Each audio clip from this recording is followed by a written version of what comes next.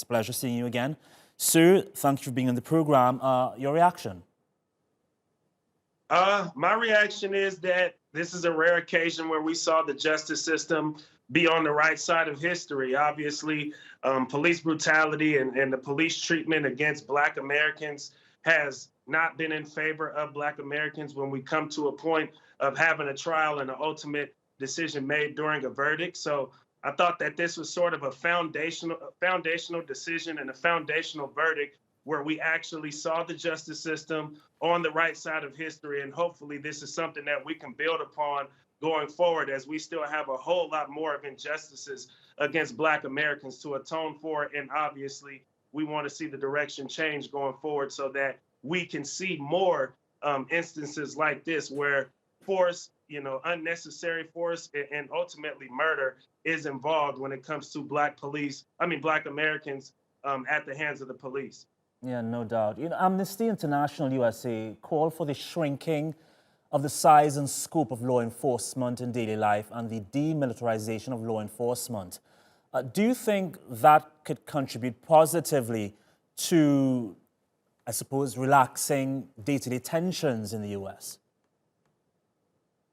Yeah, most definitely, because obviously, things have just not gone in the right way. And there's been too much power placed in the hands of police, especially when it's a system that's been rooted in such negative history in regards to slave catching, in regards to mistreating those that are Black and Indigenous and people of color.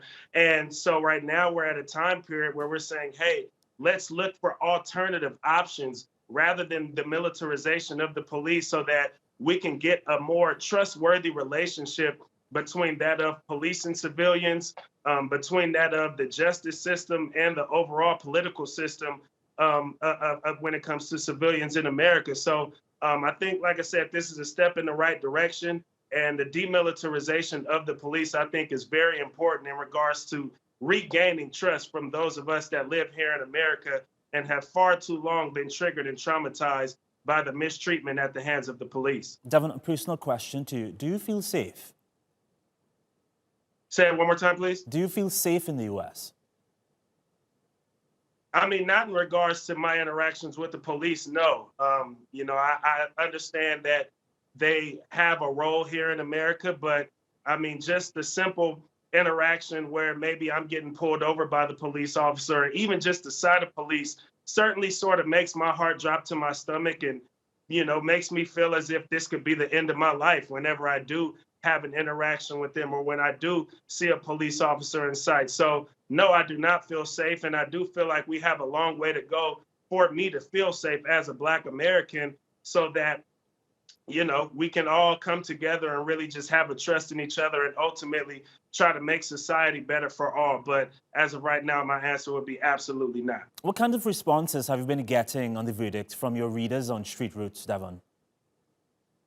A lot of Street Roots supporters have been happy with the verdict, clearly. Many of them have been out on the front lines here in Portland, Oregon. As many people know, Portland was one of the cities that were very intense in regards to the uprisings, and there were upwards of 100 consecutive days where folks hit the streets after the murder of George Floyd. So I think a lot of people here, Roots supporters in particular, sort of have a sigh of relief, but we also know that the work is just beginning and there's so much work to be done here locally in Portland, Oregon, and throughout the rest of the world in regards to police brutality and ultimately changing the system and creating reform that favors that of civilians, especially civilians that have been oppressed for such a long time in this country. All right, once again, DeVon, it's a pleasure having you on. Thank you once more.